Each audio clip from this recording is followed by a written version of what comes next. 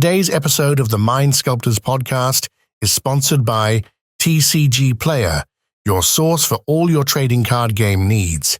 Use our link in the description the next time you get your cards to help support the show. Today's episode is also made possible by our Patreon subscribers. If you want to support the show directly, head over to patreon.com/the Mind Sculptors and you can become part of the SCULPTY family today.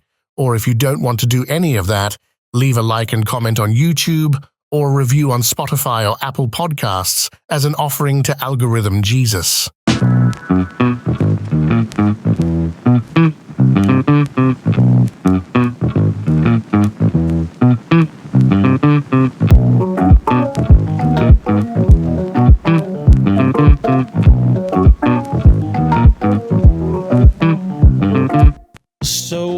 Ian.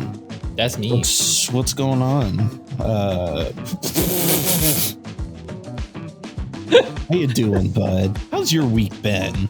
You had a good week? I really like that the people at home won't see the fact that your name in Riverside is just Callahan is tired. And it's pretty accurate to the energy you're bringing to the cast this week. I love that for you. Listen, I could, like, I don't even know if this is me trying is the thing. This is me putting on a face, being fun. Yeah. This is Cal with energy, right? Like before we got onto this call, I was just like, yeah. Yeah, we can sort of a nihilistic dread. Got it. Yeah. Well, I mean, like, I had my Mac died this week. Mm-hmm. I spent 2 days on the phone with Apple support. Had the senior, support person for Apple in our region on the phone trying to figure out what the hell was going on. He was stumped.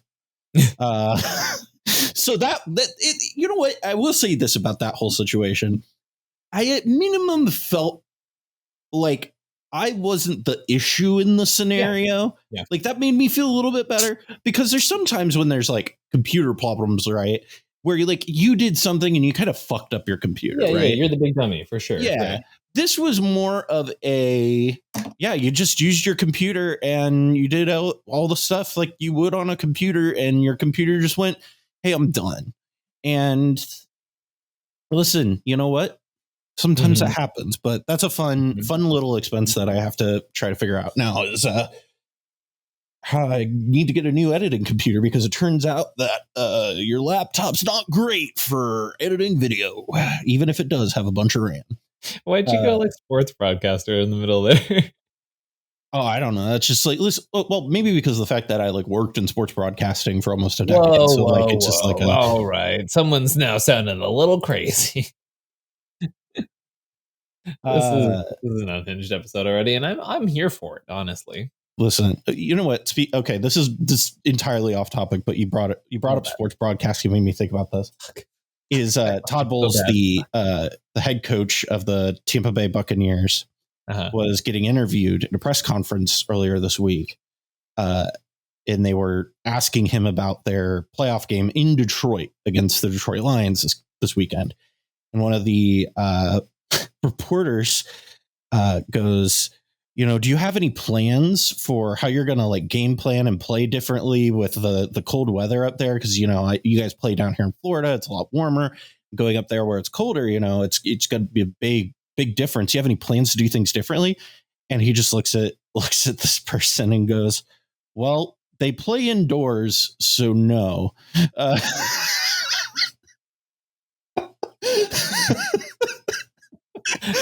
Honestly, pretty iconic. It was great. It was honestly good. It was great. Just the well, they play indoors, so no. just really like, why are you paid to do this job? I loved it. He handled it like a total professional. It was great. So that's coming up. Congratulations to our friends who are Detroit fans. We have a couple friends of ours who are Michiganders or whatever they call themselves. And Detroit won their first playoff game in over 30 years last week. I also know that sports have been bald. Listen, you don't get to make fucking sports ball jokes wearing a Boston Red Sox jersey, okay? I was going to see how long it took for you to call me out on that one. Well, immediately, I saw you were wearing it, and so I was like, okay, maybe Ian's in the sporty mood this week. He's like, no, I'm just from Beantown. Here's my Red Sox jersey. Yeah, the worst thing I had a realization recently was like my version of professional sports is actually watching VGC Pokemon, because like we will be in the car and I will like put that on in the background and just be like, all right, I'm sorry, Lua, like this is what I'm subjecting you to right now. I'm like, oh, Ogrepon got the KO. Whoa. Like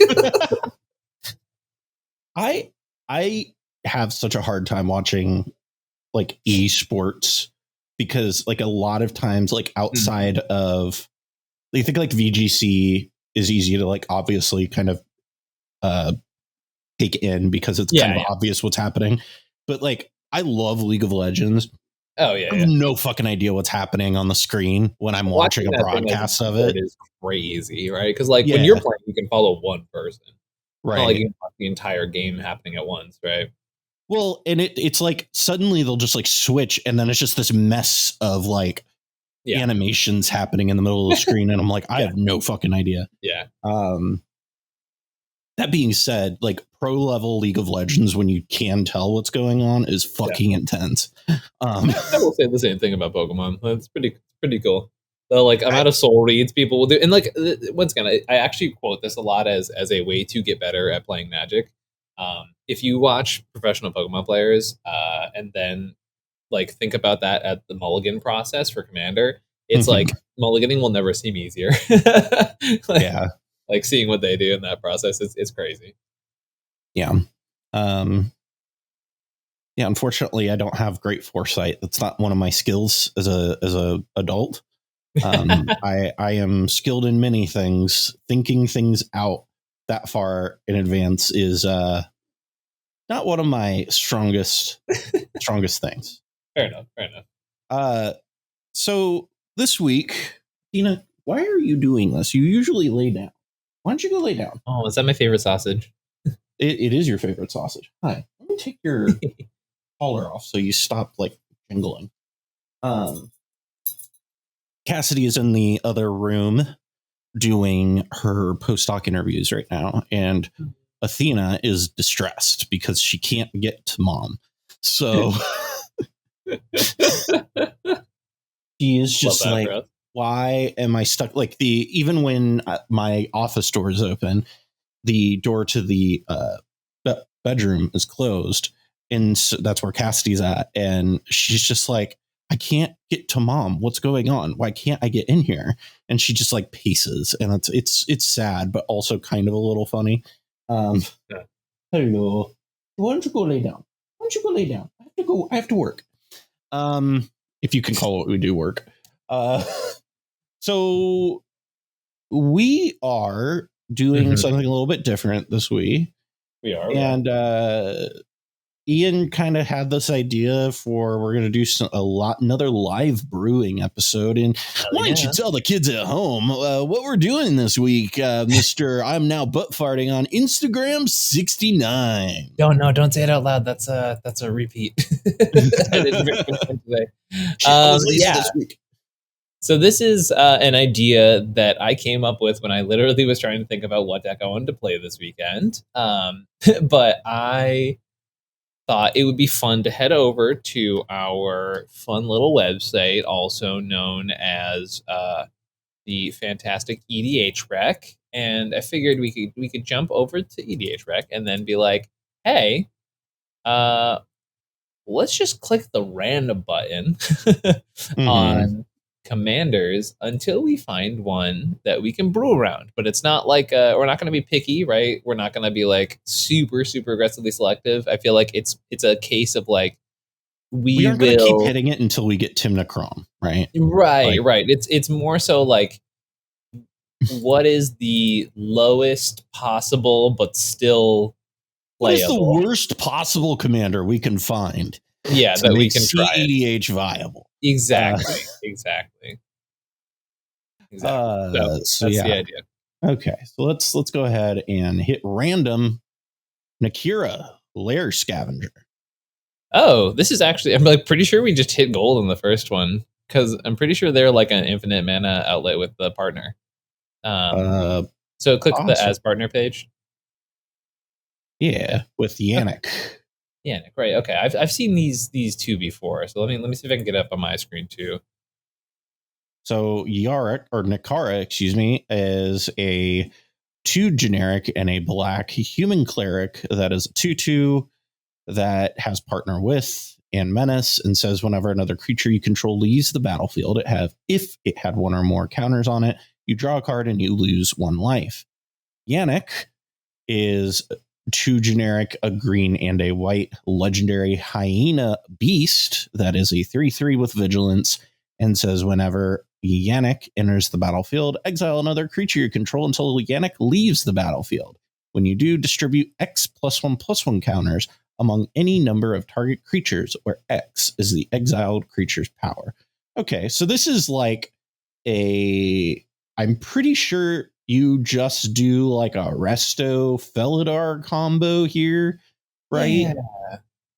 Is that it? Is that what you do? That feels like what you do. And then you could like if you wanted to get real cheeky with it, right? If you really wanted to be a little bastard about it, you could put like an Altar of Dementia in here and like use that as a win condition, and like, but it says until it leaves the battlefield, right? Right. So the way you set up the loop is you basically would have Felidar, like, I think it's probably better or a little bit easier with Abdel, honestly, where you do like an Abdel loop with where you, but like one of them has to come in response, right? Am I crazy?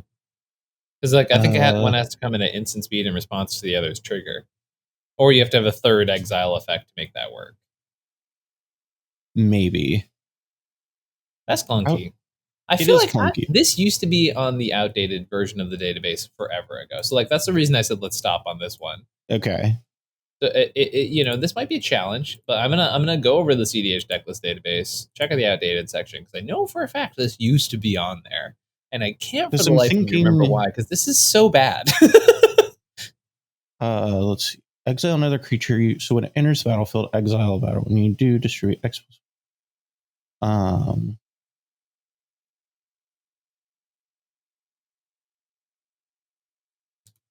almost wonder if it's just a like, no, that can't be it. So you can do stuff like Felidar Guardian absolutely is part of the combo, right? And like you do Restoration Angel, because Resto Angel has Flash, which I think does some of the work there. Okay, this is a Boon Weaver list, is the one I found online.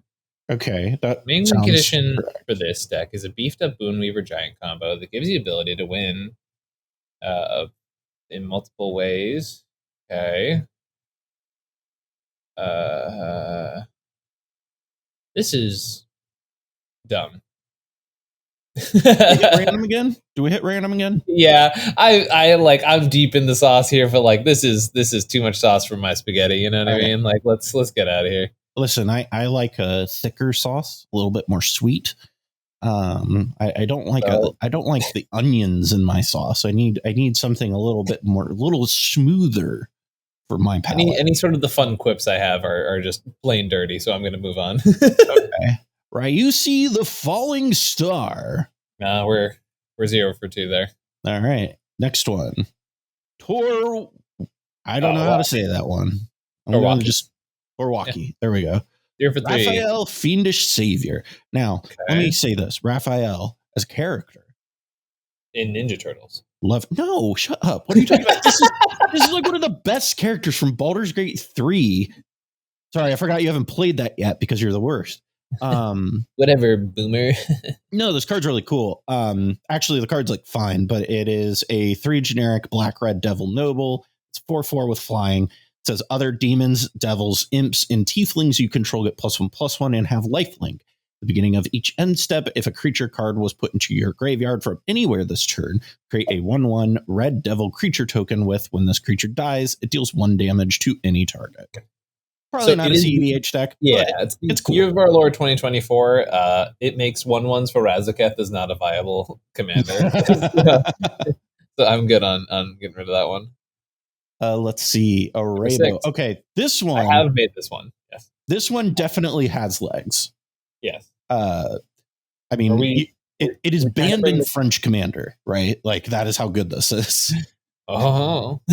Well, I mean, it turns out the Eminence abilities are just kind of broken. Yeah. Fun fact. They can run a good tournament from the command zone. I'm gonna keep. Okay, we hit a Corvold that feels like. Oh, I wonder if we can make that a CEDH. If we can make Corvold CEDH. Let's look at Carvanista. Okay. Nope. I'm gonna just say no. We're not playing mono green. Oh, that's a gold mine. Let's go. Oh my god, gold mine. Okay, I'm so in. Okay, we are so in. So let's take a look at this card. It is a 2 generic blue, and a black ogre demon dragon that is a 5/4 with flying and says, when Hidetsugu and Kiari enter the battlefield, draw 3 cards, then put 2 cards from your hand on top of your library in any order. When Hidetsugu and Kiari dies, exile the top card of your library. Target opponent loses life equal to its mana value. If it's an instant or sorcery card, you may cast it without paying its mana cost. Pretty cool card.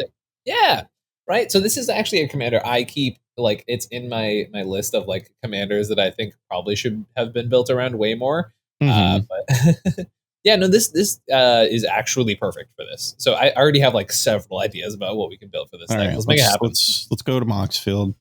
Sick. Let's go hit new deck. I'm kind of like geeking right now. I didn't expect us to hit a commander I was actually excited to build. Also, we're not in Moxfield on the. I'm waiting so people can't see all the little nuggets of juiciness that I've left in the. Cat has juicy nuggets. Well, you know, that's personal. Welcome to the Mind Sculptors, everybody. I'm your host Callahan, and this week we talked about my juicy nuggets. So if you play a clone of this commander, unless I'm crazy, can you stack the ETB and then the death in the way that you would want, or does the death always happen first? No, you can because they're 2 separate triggers, so you can absolutely stack them.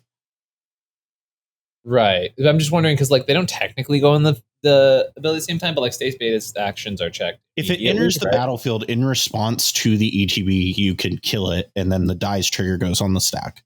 Right, but I'm saying a clone. Oh, the clone? If it dies, if it dies due to state-based actions, you would be able to stack both of them. Or no.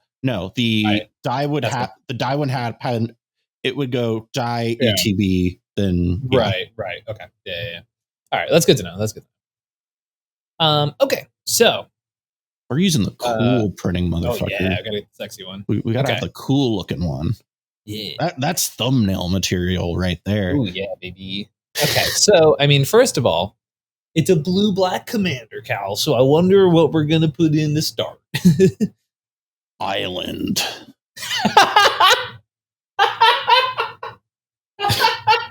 That actually got me. Fuck.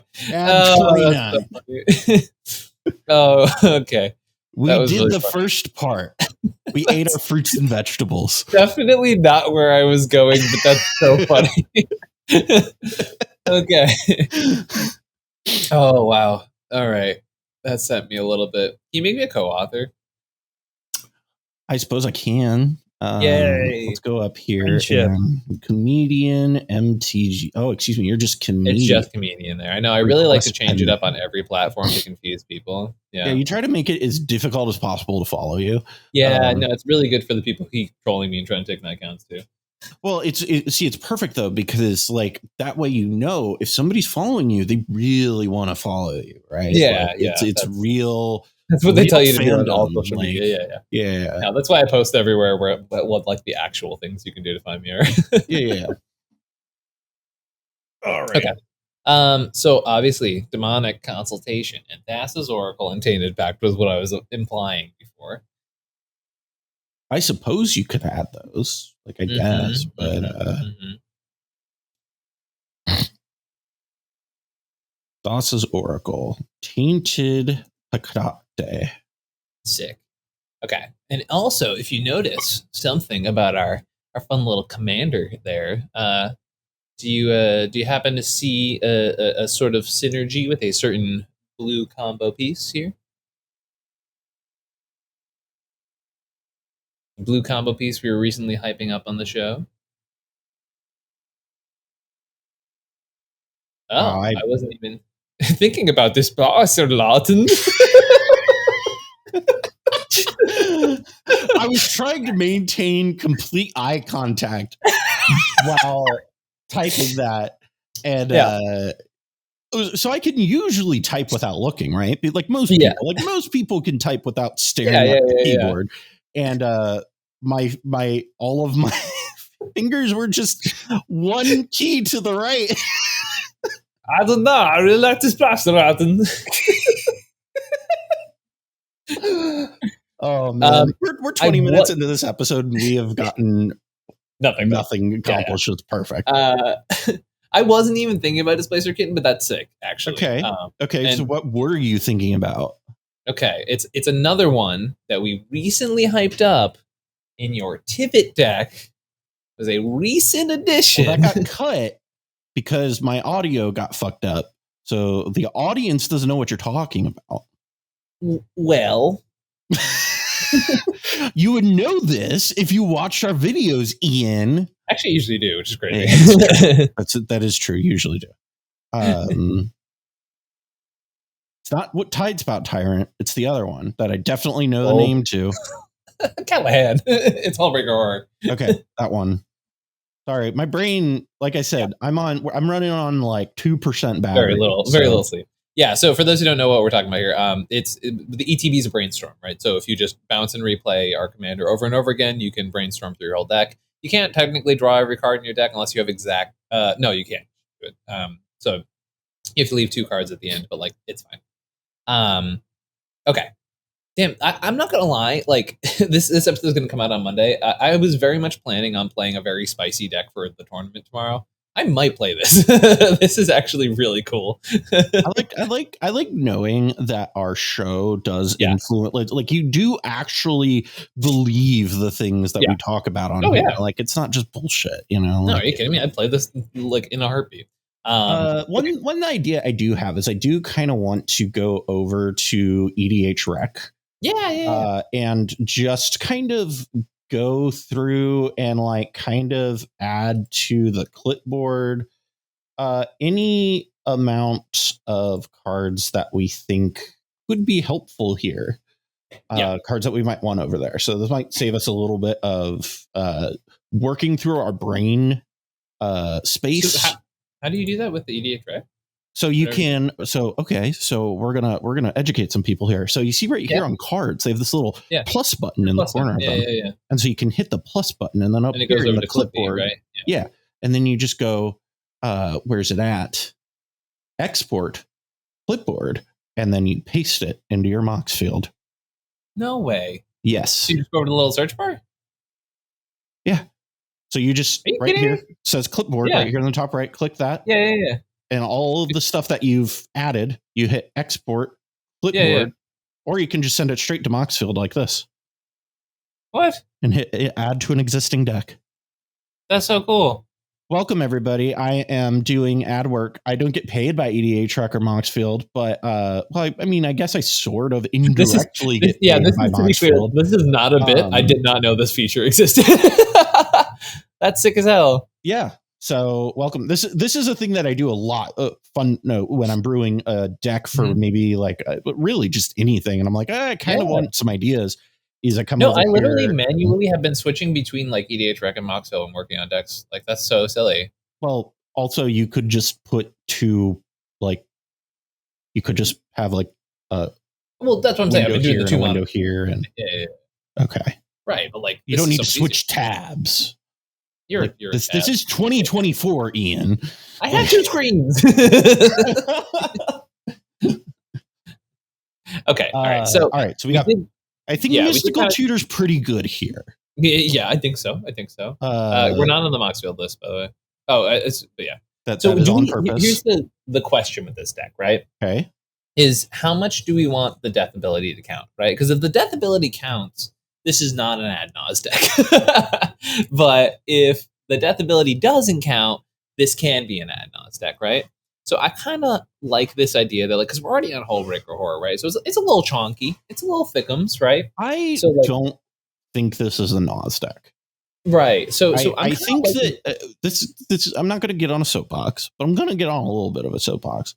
I think that blue-black decks, just straight up blue-black decks in Commander, are not great Nas decks. I think generally speaking, Nas decks without red are so. Okay, so because we're doing that though, right? Yeah. Because we're going this big spell flip over the top of our library thing, you know what does get a lot better is fucking Bolus's Citadel. It's true. Bolus's Citadel is a good card that we can add. You know, while we're down here, let's go ahead and hit the One Ring and Wishclaw Talisman, because I think those are gonna make the cut. Yeah, probably. Do you want to pick up the mana artifacts while we're looking at artifacts? Mana artifacts: Soul Ring, Arcane Signet, Mana Cryptae, Talisman of Damanase, Mox. Did you filter by expensive, or did you just filter? I filtered by expensive. Yes. Oh, okay, that's what I thought. Okay. I generally, when I'm doing CEDH decks, I filter by expensive because it's just like I want to filter out the mediocre shit. I'm not putting in Felwar Stone because I have it's a 2-color deck. Mox Opal. Yep. Grim Monolith. We'll probably need. This is a big spell deck. I don't think LED or Mox Amber make the cut. It's worth noting we'll probably need a few more as we go along. But we probably will. But this is a good base start. So let's go up to high synergy cards. High synergy cards. We're playing Enter the Infinite. No way, we're not. We gotta play. Let's duplicate. Yeah. So all the clones are busted with this deck, right? Because it's just a quick way to sack your commander for 2 mana, right? Probably add Metamorph too whenever we get to that point. Whenever we get there, yeah. Thorkel's already in the deck. We probably want Force and Negage, Fierce, Pact. I mean, Pure feels really good here. Yeah, I think we should at least add Pure and Rise, and like then if we need a sideboard, then we can sideboard them later, right? At least get Jeweled Lotus. There you are. J-Lo, we need Dark Red. We need yeah. Hey, there's some more of those. Whoa, hey. Whoa, hey. What the fuck? Sorry, my computer just had a meltdown. You know what? It's fine. It's been happening all week. Our commander is already a brainstorm. We don't need a stupid one. Yeah. Wow.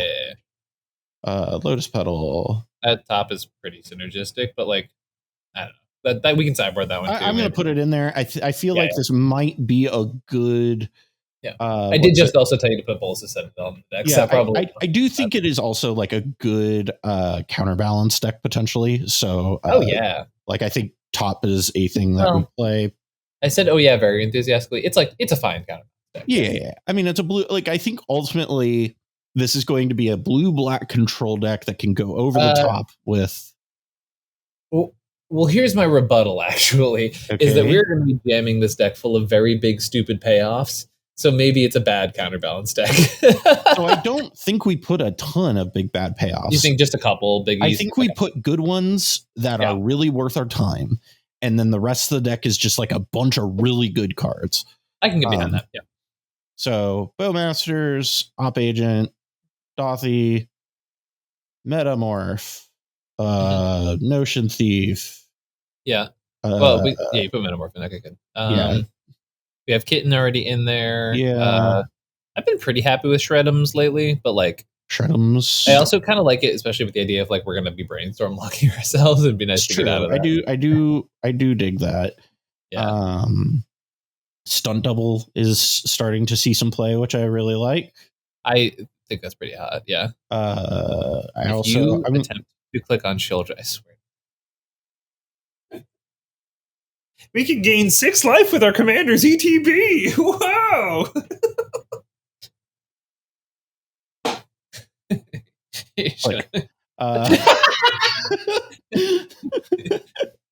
I appreciate you saying click so that the audience at home who listens to the podcast does not miss the visual gag you've just done. Listen, I gotta tell you, I'm out there for the real ones, the Spotify audience. You guys, Spotify, and you're even more real if you're on Apple Podcasts. You're the real homies, the ones who keep the fucking lights on in this building.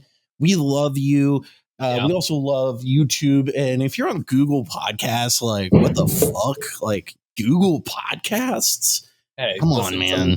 Some of us have Android phones, and that's how we get our podcasts. Okay. You can still use Spotify. Nothing. You have a Spotify subscription, Ian. It is actively free. Why is so is Spotify? You have a Spotify subscription. I know I do. Spotify. I know I do. You're saying there are people out there, I guarantee, that do not have a Spotify subscription. They don't want to listen to ads. That's not that big of a deal. You still listen to ads. You're still listening to ads on Google Podcasts. That's so. What, you cut out like a minute of ads? Come on.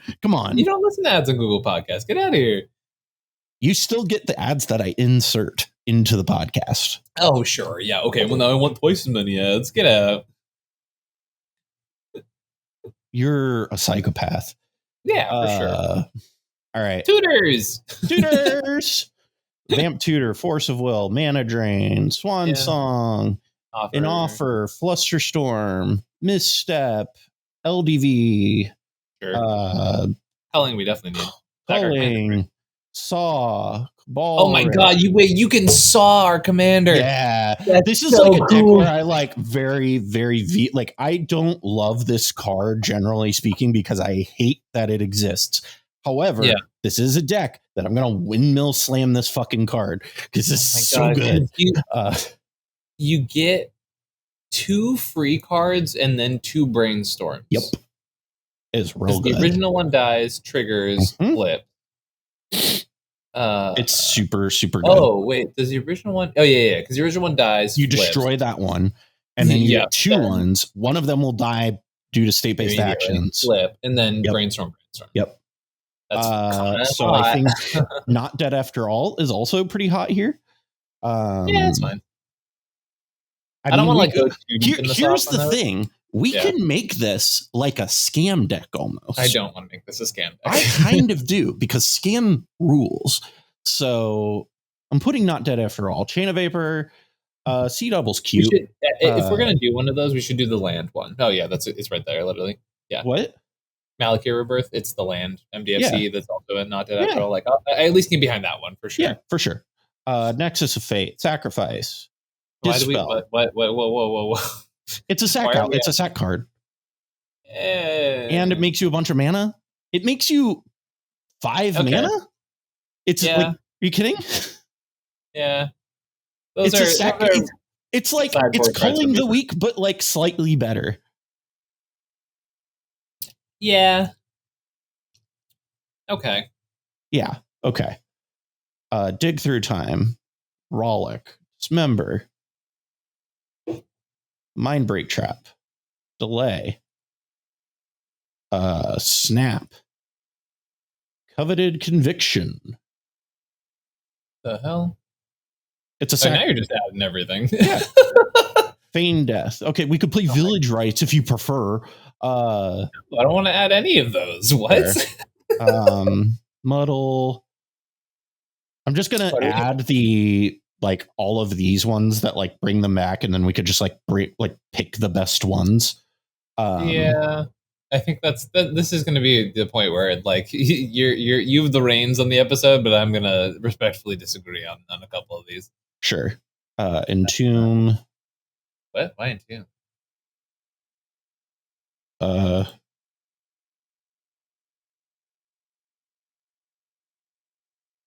Never mind. Okay, Monarch Tutor, Imperial Seal, Reanimate seems decent. He's just generally good. Like Toxic, Personal Tutor's good here. Do we like Time Stretch? Okay. Do we like Seagate Restoration? I like Ponder for once. Yeah? Yeah. Diabolic Intent probably. Yeah. Yeah. Maybe get Probe. No. Ooh, that's cute. We could play Breach the Multiverse. We could feed people's graveyards for Breach. Yes, we could, for sure. Windfall seems okay. Temporal Augury technically gives us like a second chance at like hitting an Enter the Infinite or something, or like a Pier or something. That's true. Let's see here. Mnemonic Betrayal. This is definitely a Beseech deck. Is it definitely a Beseech deck? Why is that? I mean, it's a low color black deck that makes a lot of black mana really easily. Like, I think it's pretty straightforwardly a Beseech deck. This commander's pretty. It is. So Beseech and Doomsday. Beseech the Mirror is above rate for most cards. Like, yeah. So it's just like a strictly better tutor. Oh no, I was moving on. I was talking about the next two cards. Okay, Doomsday. Yeah. It's such a good Doomsday deck. I hate Doomsday so much, dude. Twister, maybe. Yeah. Maybe. Yeah, it's Yogswell feels like it should be here. Sure. Yeah, it feels like that. Yeah, we already did the artifact stuff. Yeah. Blade of Souls is cute. That's where I would leave it, yeah. Let's see. Necropotent. Counterbalance. Let's see. Kaya's Ghost Form. This does feel like a Dance of Many deck, though. Actually, sure. Like unironically, I don't like any of the planeswalkers they suggested. Jace is like fine, but definitely gonna take half these lands. Yeah, Odora definitely play Phyrexian Tower. We don't probably need that market, but we'll see where we're at. Saga, Hakanuma, Command Beacon. I don't know if I agree on these mana base picks. Well, I don't either, but I'm just like throwing them in because they're there and it fills out the list pretty easily. You look cards that very obviously go in here. Whoa, no way.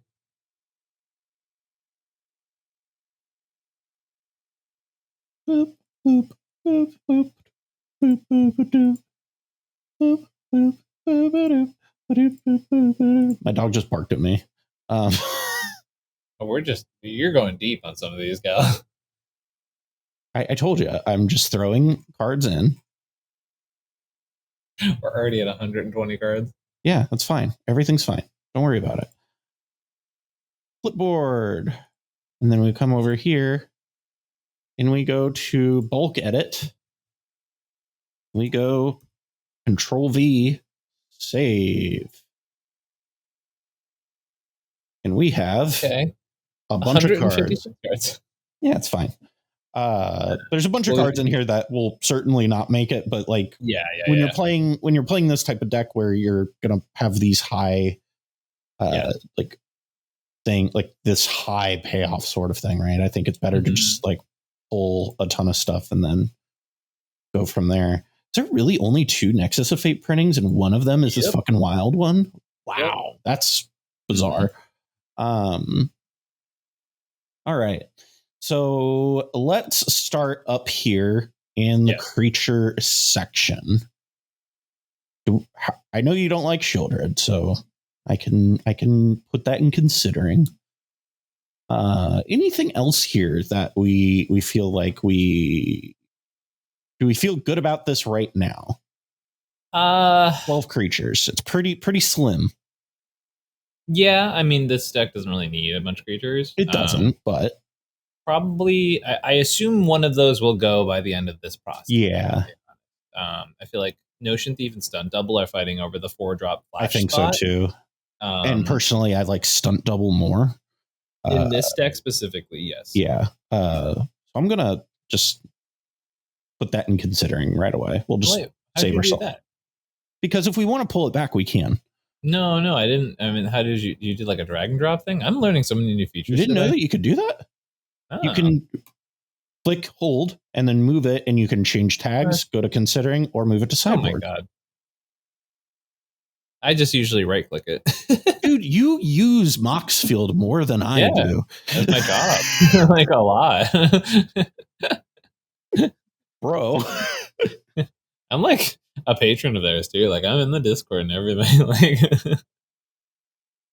right. I just never looked this week on the Mind Sculptors, Ian gets a lesson in how to use Moxfield.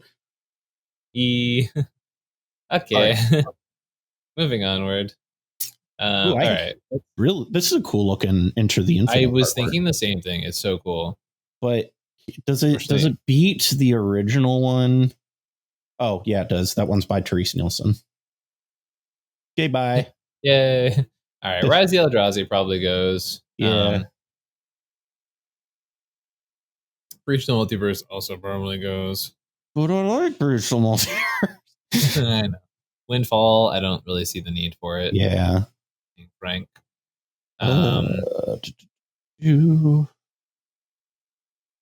Of these, actually, here's my thing. I think we go down to the lands and we get our mana base figured out. Down to 30, so we actually know. Yeah. Well, first of all, I don't think we need 30. I think I think that's excessive. We're down to 35 right now. I just removed all the basics. We want one of each basic, at least. Okay. So we want is land. And if I'm being frank, I think like 2 of each makes more sense. Like 1 swamp, 1 snow stomp, and 1 snow island. Maybe at least a snow island. We'll just add all of the above for now. That's what I say this all the time when we're doing these. Is we it's easier to overshoot and scale back than undershoot and have to scale up. You're a sociopath. I'm not wrong though. No, I meant to changing it to the in the Stroud Swamp. It's because Dan Mumford has the best swamps, or the best basics. Anyhow, High Market probably goes. I'm thinking. I think that is a fair idea. Exotic Orchard, we definitely don't need. Yep, agreed. Forbidden Orchard, probably don't need in a 2-color deck. Yep, like that's tense. Shipwreck March, we don't need. Definitely. Urborg is the one that I feel kind of meh on, but I feel more meh on Takenuma than Urborg because we have like 2 creatures. Like, yeah, that's fair.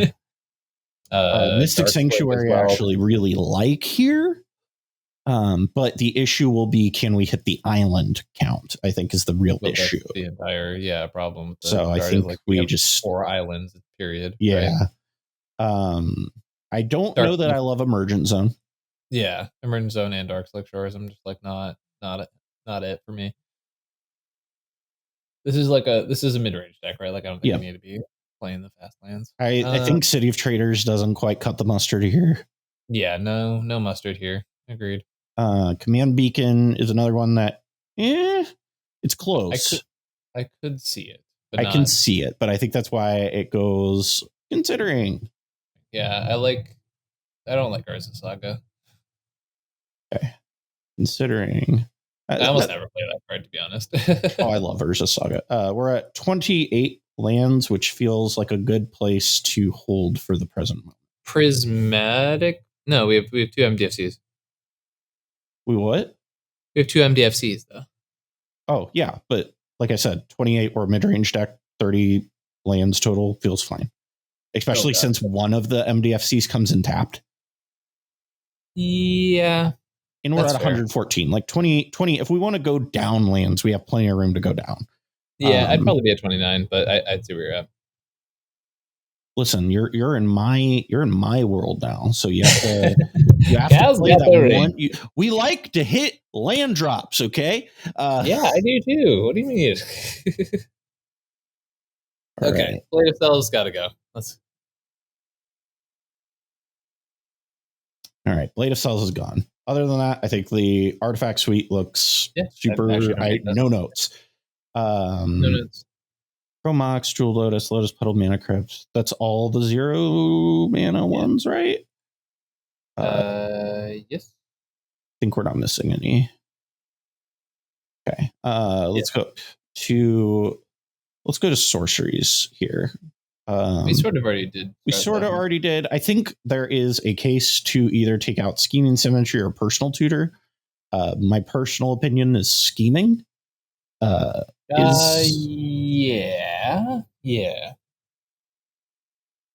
because like if our big spell gets countered and then our opponent gets to tutor, that sucks. That sucks. And like most of our big spells are sorceries, so Personal Tutor feels fine. I'm gonna switch the art. I think we are on Yogswill or we are on Time Twister. I don't think we are on both. I think that is super fair. I think it's Yogswill, in my opinion. Yes. I like Yogswill. I am a fan. All right, so we have that. I think we can choose between these 4 at a later date. I mean, Aminatus is very obviously the worst one of those. Yeah, but I think we put so then if that's the case, because I think the number is we want 3 of these since this is going to be functionally a land most of the time. Yes. So I think we could probably just cut that then. And then that leaves us with Hullbreaker Horror as a top ending creatures here and Enter down here. Yeah, that seems good. All right. Yeah, I don't know. I might want like one more to work with my commander. Well, we still have like Nexus of Fate that we could play too. I don't think that's even a card we're going to play. We don't play it? Okay. I don't see why you play that at all. Okay, fair enough. Yeah, let's shackle the instance because there's some of your more spicy inclusions I think are in here. So obviously, I think there is. So obviously, there's Feign Death, Malakir Rebirth. Yeah, Not Dead After All, Supernatural Stamina, Undying Evil, Undying Malice. Yeah, I think that's all of them. Yeah. I think if I had full reins of the deck right now, with no other opinions, I would play Malakir Rebirth, and that's it. Okay, I'm fine with that. I personally like Not Dead After All a little bit more, just because it has a little bit more upside. But I mean, you get the Wicked Roll token attached to it when it comes back, which I think is like just really good. I think that is just a little bit better than a tapped black land, personally. But that's just my evaluation of it. I'll put that in the sideboard so that when people look at this list, they would know I would play that, not Malakir Rebirth. We'll take these bad boys out. Then we have 4 cards to cut to get down. C doubles got to go. I'm sorry. Oh yeah. Why is it? Like I said, I was throwing. This is what I do when I build decks. I just throw a bunch of shit in there, and then it ends up getting cut. But it's like, hey, this is an idea. Probably take out Dismember, although I do really like Dismember. I actually think I like that more than Rollick here. Probably, yeah. Dismember kills our commander. Yep. Dismember. Okay, fun fact. Dismember is like probably the most underplayed removal spell in this format by like a wide margin. I'm a big fan of this. I don't even think that's close to a hot take. Yeah. Yeah. So we got that. Do we really care about Muddle? Not. I mean, it gets like Thoracle and Consult. That's it. Yeah, it doesn't get Consult. It gets Thoracle and Tainted Pact. Yeah. Yeah, I don't disagree. I don't disagree. Snap was the other one that confused me. I mean, you could snap your like, so you have this out, and you can like snap, or like if there's something you want to copy with, like if you copy a dockside early, right? And this is, you want to play this, you could snap this back, make a copy. Like it accelerates you. We don't have to play it, but it is a good like way of like, it end up being like a pseudo ritual almost. So that puts us at 100. Let's put us at 100. Okay. Now, do we feel like we missed anything? I feel like we just sort of relied on the EDH rec page. We did. And as much as it did give us a lot of good suggestions, I feel like, we can have some cooks in the kitchen, right? Yeah. Let's take a look here. Give me 1 second. I'm just going to put in blank, and then this, or no, we won't. Because the things it casts for free are instants and sorceries, right? So, are there any other, like, you're thinking, like, we don't have any other instant sorceries that you really want to be casting for free like that? Possibly. Okay. I'm going to do a thing. So I switched over to this. This is where I am going to go and put the EDH staples and just add those in and see if there's anything in this that is not in the other one. Yeah. So let's go take this over here. Go to compare, paste that bad boy in, and let's take a look. See. City of Traders shouldn't be in there. Thought I took it out. Oh, it's in the other one. Okay. I just don't know how things work. Okay.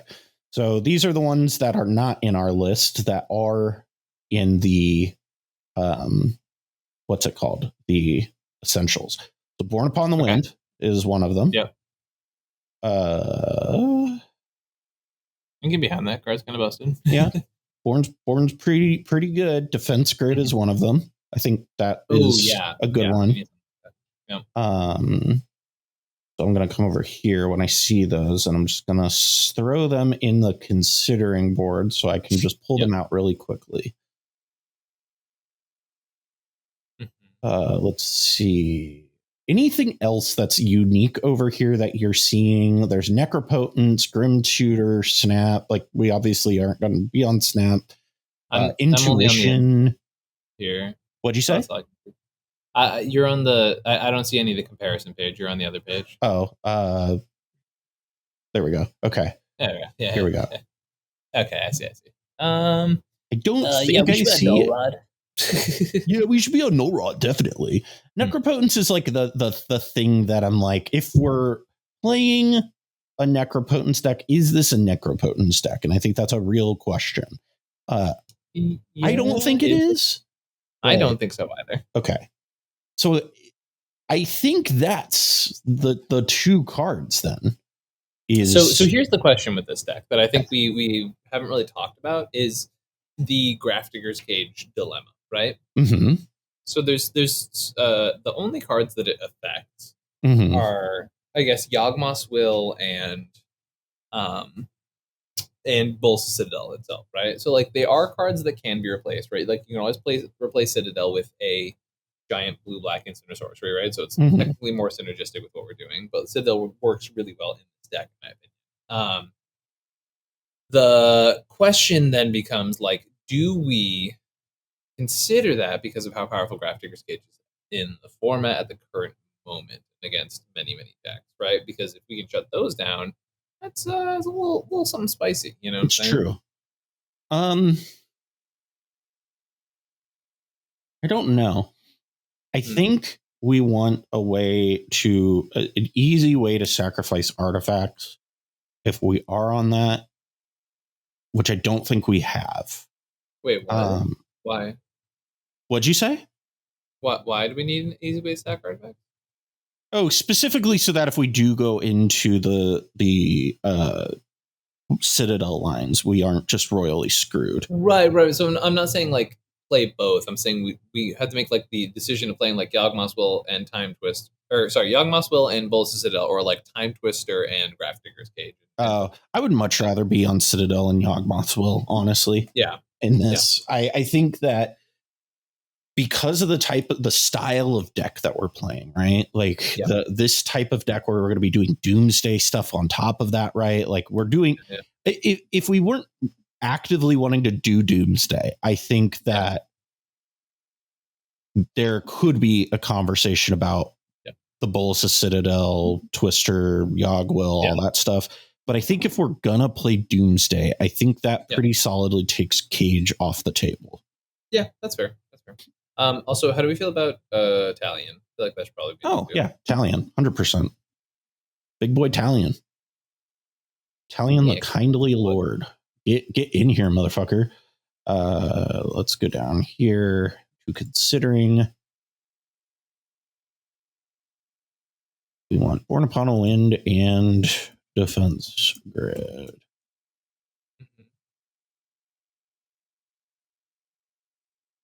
Add those in here. So that gives us 3 cards that we need to cut from this.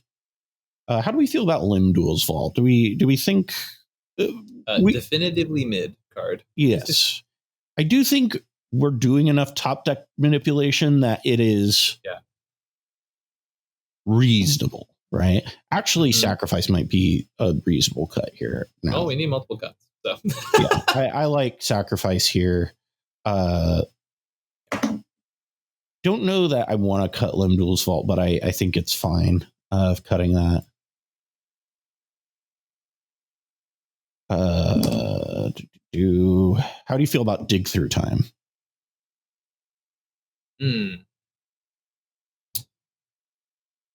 It's okay. Yeah. I don't hate it, right? Like it's either really good or really okay. Yeah. I have actually a good amount of experience playing Dig Through Time in cEDH from the olden days, and I always found it to cost like 4, right? Which is not exactly what I wanted to do, but like this deck being casted for free, so like I don't know, you know? Yeah. I don't know. I think that if we're gonna cast the big spells, I'd rather it be these ones. I don't know.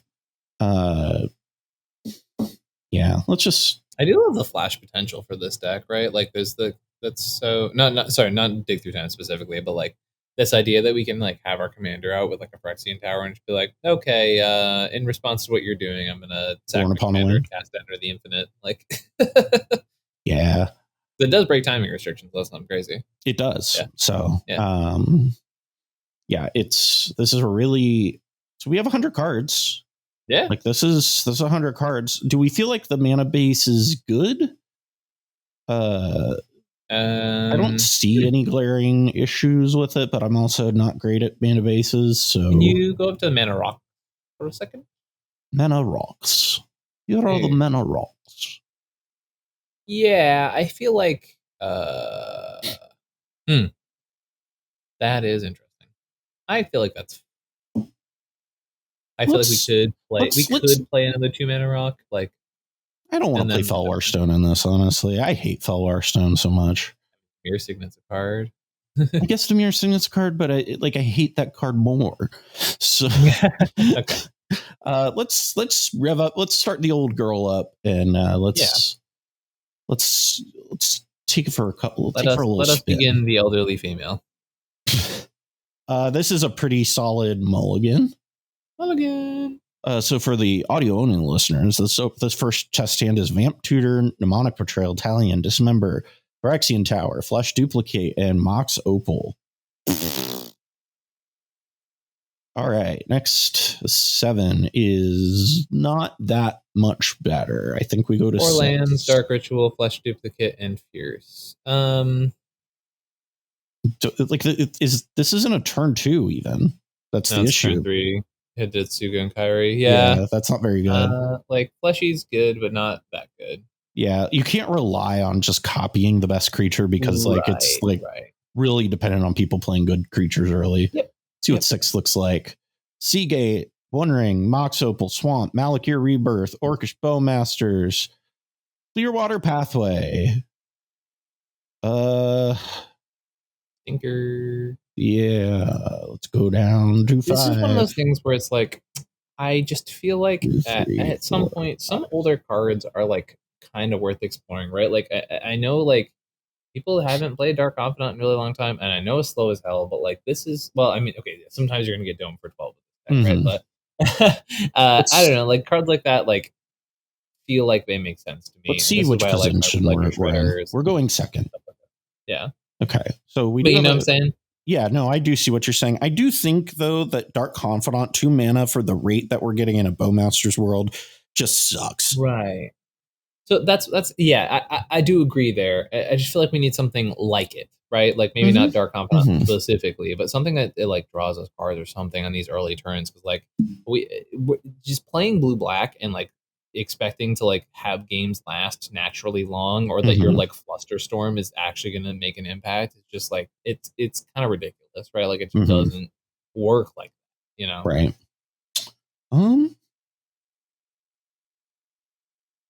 I wonder. So maybe I'm crazy. Okay. How do you feel about Nimrus in this? In the 99? In the 99. It's Flash. And has a big booty and draws cards. I don't think that solves any of the things I'm talking about. I mean, I'm just throwing shit at the wall and seeing what sticks. Yeah. The whole point of me suggesting that was an early card draw engine. So another 5-drop is not exactly what I was hoping we would go down. Listen. Okay, so we want more early card draw. Okay. What about another 5-drop? Fuck off. Okay. Let's see. Anything that I missed? Potentially? Fairy Mastermind, maybe. I mean, like, are we on Douth? Yeah, we're on Douthy. We are. So we have Dothy, Ledger Shredder, Bowmasters, Duplicate, Phantasmal Image. Yeah. Like, I guess we could play Bob. I think Bob feels a little bad, but. Yeah. I mean, don't get me wrong. Like, I'm not excited to have Robert shot down, right? But, like. Even if it draws a card or two, I guess that's fine. Right. That's what I'm saying. Like, Bob drawing 2 cards is, like, fine with me, right? Sure. So what would you cut for that then? Maybe stunt double? The Fairy Mastermind's also sort of equivalent, right? Yeah. It does require... So Fairy Mastermind does require that people cast or draw multiple cards a turn. Yeah. Bob is much more consistent, Valid. I would say. So I think that if I were to pick one, I would probably pick Bob for this specifically, because we're looking for a more consistent piece. Now, what do we fucking cut? You know what? I don't want to cut Reanimate, but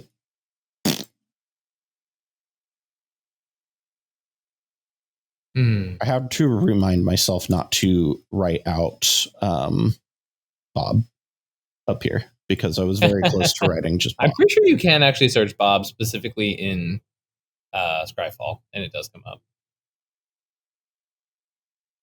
We're going to make sure we use printing that I like. There we go. This one's tough. Not going. I just cut Reanimate, so. Yeah. As far as other things that we could get for card draw. Man. Interesting. Lots of non-options. Okay. Let's just look at any. Yeah, I'm like doing some deep searches here. Yeah, let's look at just any what's it called? Yeah. So let's see here. Any good cards up in this joint? We got any good cards up in here tonight?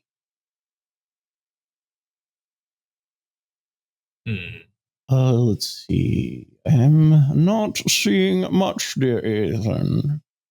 Yeah. Green Duelist is one that we could do. That was a card people were really hyped up for a while, right? Yes. Being every upgrade, you and target each row top card of your libraries, you lose life meta value of the card revealed by the other player. You each put the card.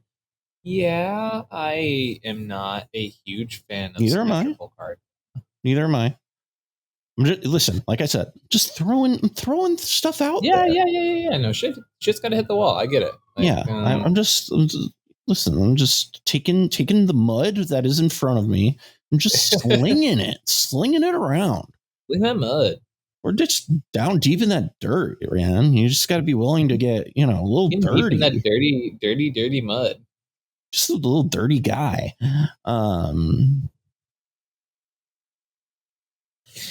Let's look at. Wait a minute. Yes. I think telling time is kind of hot, right? What? Telling time? It's an instant. It's like a bad impulse, right? But except for in this one deck. Telling time. Oh, look at the top 3 cards of your library. Put one of those in your hand, one of them into your library, and one on the bottom of your library. I mean, I guess. Right? Because you like instant speed, put the thing on top, sack Kiari, right? And then worst case scenario, it's like... But it has to be in the top 3, though. Yeah. Couldn't you just brainstorm? Probably. Didn't you cut, just tell me to, and if it's stranded in your hand, you could put it back with brainstorm. Yeah. I'm putting brainstorm back in this fucking deck. No. Jesus Christ. This has to be a brainstorm deck. We have too many big hits. I know. Hate brainstorm. I think we could offer? No, get the fuck out of here. What? What do we cut then? Offer? Are you kidding me? Okay. How many lands we on? 30 total. 30 is too many. We can cut Clearwater Pathway. How do you feel about that? I'll also probably just cut Cavern. Like, this is not like a we need uncounterable creatures kind of deck. Like, I don't know. I think that seems really good in this because like you kind of want this to resolve because it's 5 mana. It's like the same concept of why you want your Tivit to be uncounterable. Yeah, I don't really. Sure, that's fine. Yeah. Yeah, we can X the pathway. That's fine. That feels reasonable. Okay. Brainstorm. Okay, let's get back in the old girl. We did gave a couple of revs. Didn't like what we felt. We tuned her up a little bit. Made a couple tweaks. Lowered the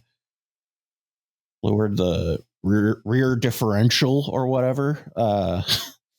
Unkeepable second. Let's go to 6. What position are we? Done. Don't know that changes anything. We're going first. That's bad. Okay. Go to 5. Oof. Unkeepable 5. Let's go to 4. Barely keepable 4. I guess this is fine. So we go 1 ring, pedal, land.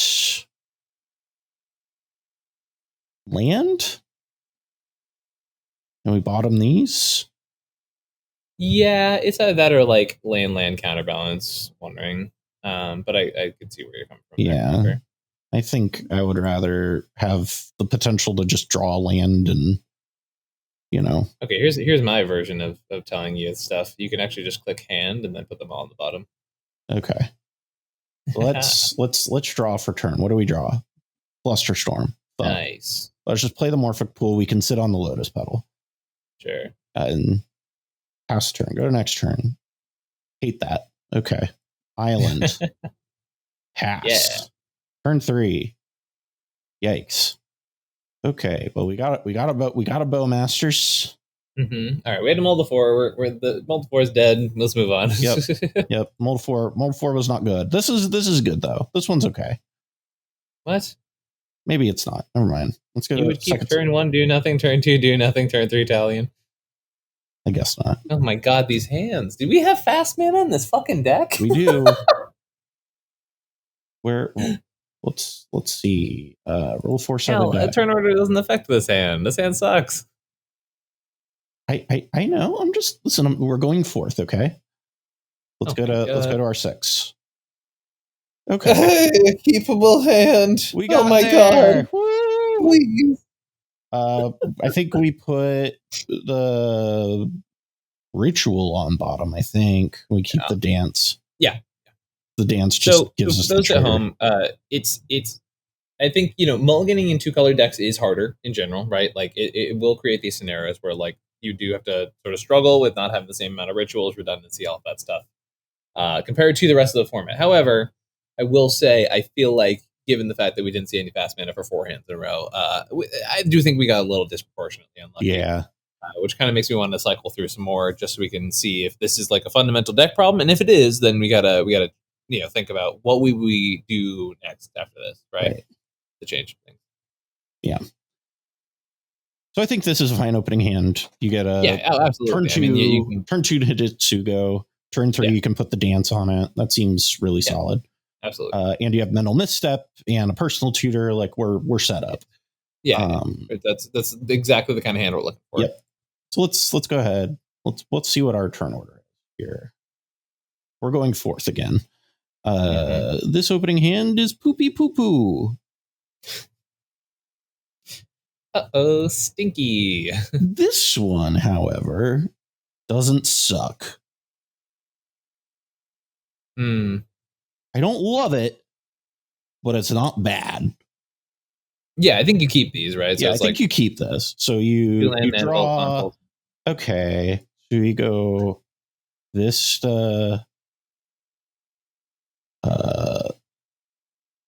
vault pass. Yeah. And we get an island. Blues and shuffle. All right, let's go to our next turn. Bloodstained Mire is land for turn. So we're hitting land drops. We are hitting land drops, baby. Yeah. Play this Morphic Pool. Do we just Wishclaw here? Or do we Grim here? Definitely don't Grim, I don't think that adds to your game plan. I think you Wishclaw and just pass. Yeah, so we Wishclaw pass. Next turn, we drew up Bowmasters. That's fine. Bad time not to play Time Twister. What? I said it's a bad time not to play Time Twister. Yeah. It's an island too. Oh, heartbroken. What? I said it's an island. That's a shame. Why?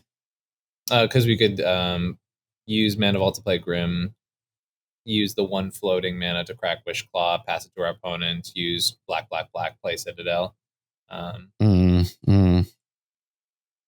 But unfortunately, we do not have a 3rd black source. We do not. But we do have access to Dance of Many. So yes. So yeah. So we have that. I think this is a fine hand because we can just go. We Hidetsugu, we do our thing, and then we can go from there. Yeah. Not super fast, but we're not super fast. I think we mold this one. Too slow. What is our seat position just to help? Nope, not flipping a coin. No, we got tails. Roll 4. We're going 4th again. This feels okay. We got stuff and things going on. It's definitely a case of stuff and things for sure. But I think we keep that at this point with this deck. Turn 1 Ponder doesn't suck. What'd you say? Turn 1 Ponder doesn't suck. No, it does not. So I think we would go this. Well, what do we draw? Draw a Grim. Okay. Ooh, do we just turn 1 Grim? No. Yeah, I think we just turn that. one Grim. We go this. Yeah. Play the Chromox. You exile the Seagate under Chromox, personally. I guess Cabal Ritual is equivalent too. Yeah, you just put the ritual under it.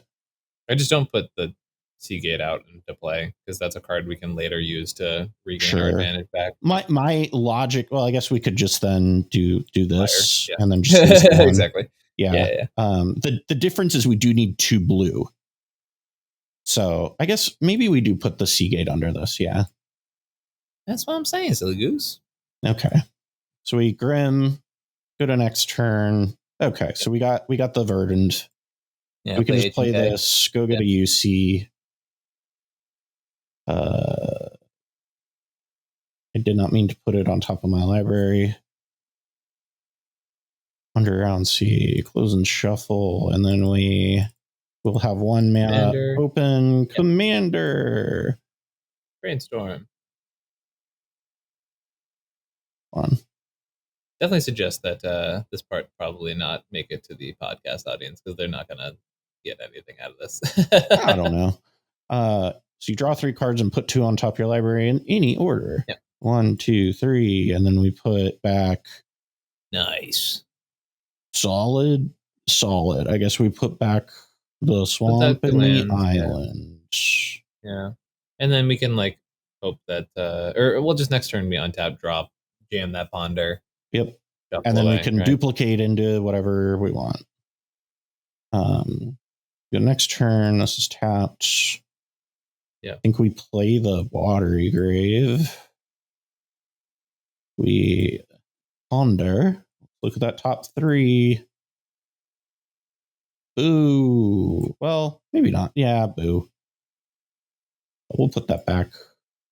Shuffle. How do I shuffle? Shuffle. Draw. Counterbalance. Okay. I take those. Yeah, that's fine. I don't know that we duplicate here then. I think we would just wait and then play the balance. Yeah. So yeah, the turn 3, this is fine setup. We have the way to trigger it if we want. We can set things up a little bit. This feels solid. Let's look at a couple more. Which player are we? We are going first this time. This feels not great, but also I have been known to keep Ancient Tomb Sensei's Divining Top as an opener many a time. I wish the Cavern was anything else, but I think this is okay. Yeah. Let's take it. Okay. Everything's coming up Millhouse. Hashtag never punished. Mox Diamond, Kit Pitch, the Cavern. I think you play the chicken. We can play the chicken. That sequencing sucks. Oh man, we can trigger it. And then we have a colorless. We play the top. Yeah. Pass from there. That's a pretty good turn 1 going first. That's pretty good. Yeah. We'll take those. Mm-hmm. All right. Look at another one. So yeah, my 2 cents, if we're looking at a deck like this, is I honestly want more bears, sort of in general, right? Mm-hmm. I know a lot of the good ones, unfortunately, are a little Bowmaster squishy, right? Mm-hmm. But if I'm looking at a deck like this, I think, maybe my next steps to optimizing, right? So, because this is sort of the entire premise of this was that we kind of went in with a raw concept, right? Of let's find a commander we enjoy and then just jam a couple games with it, or try and make it happen, right? And not jam a couple games, just brew it, right? Make it happen from the top. And so definitely there are cards and there definitely play patterns in some of these openers that are I'm not excited about, right? Yeah. Because I want my decks to be consistent, right? So I'm looking at weird cards at this point, right? I'm looking at things like Mind Blade Render and weird junk like that, right? That is going to help me get my game plan online a little bit quicker. So I'm talking about Dark Confidant, which is a card I have not played in 18 months, but you know what? I'm going to play it in a deck like this if it makes sense to do so. I'm looking at the new Flash Looting Malcolm, right? Right. I want to get my hands and my game plan as consistent as possible.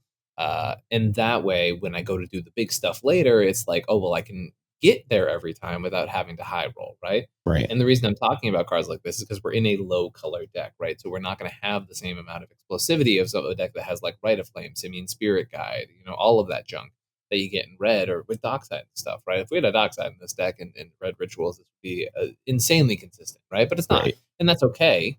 But it just means we have to make adjustments accordingly, right? Right. So my soapbox for the episode. No, I love it. I'm just kind of going through here and looking at some Dimir cards that might just fit in. Fairy Mastermind, I think we have to consider. At least put it in there.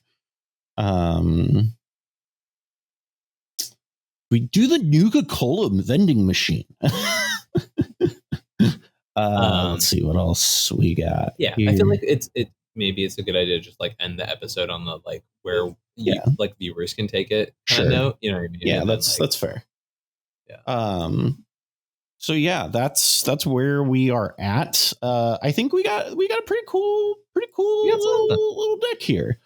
As what Michael Jackson said, we got to be starting something. You gotta start somewhere. But yeah, this was fun. I like doing this. Yeah. It's also just fun to like just brew in general and doing that. I'm in a big brew mood lately. I love it. It's like it's been fun. It's been fun to just like throw a bunch of cards together and be like, all right, see what happens. Yeah. No, it's certainly a fun way of making content and also just playing the game. With that being said, thank you for tuning in to the Mind Sculptors podcast. We are on every Monday morning at 9 a.m. Eastern time. If you like this program and want to support it, you can go to patreon.com/the Mind Sculptors and you can support programming like this. And if you also want coaching from your lovely Beantowny Bostonian, who is a displaced Bostonian, where could they find some of the best cEDH coaching this side of Beantown? Yeah. If you want to be like me and have a Mox Opal come into play and Displacer Kitten targets you and you've been displaced. No. Hey, everybody. YouTube.com/ComedIan MTG is the other place you can find me. That is my other channel in which I talk about all things tournament cEDH. I also, as Callahan mentioned, do cEDH coaching as my full-time occupation. So if you're interested in taking that next step in leveling up your game, you can do that by contacting me. I have, for the past 2 years running, the most top finishes with different decks, and it's a title I'm going to keep pushing for until someone kills me. If you want basically this content, right? Very similar to this content we do. Ian does a lot of the same stuff, but despite the name of the channel, it's very much serious. This is the Mind Sculptors podcast is where we come to fuck around and be silly. Yes. ComedIan MTG is where we go to be serious and take things seriously. And that's not confusing at all. You did a great job branding, buddy. Yeah, listen, times were different. Oh my goodness. How do you want to end this episode? I love just all the banter, the goofiness, the silliness even. Just really makes my heart full. And I feel like I've really come alive today. And I don't know that you should keep my name as Callahan is Tired. I think after getting to hang out with my best friend for 90 minutes and brew some Commander, I feel like I can say Callahan is alive. And so, with that knowledge, how do you feel, Ian? How does it make you feel? Wow, that's just sort of what a segue to throw it. Is that you've woken up after chuckling for an hour. I'm so proud of you. The power of our friendship. Okay. Here's my thing I want to end the note with. If y'all noticed, you may have noticed a sort of a latitudinal, and by that I mean a height difference of myself during the course of this episode. Get yourself a standing desk if you work from home. It's a life changer. This has been the Mind Sculptors. I'm Ian. Have a great night. I'm Cal. We'll see you next week. Bye.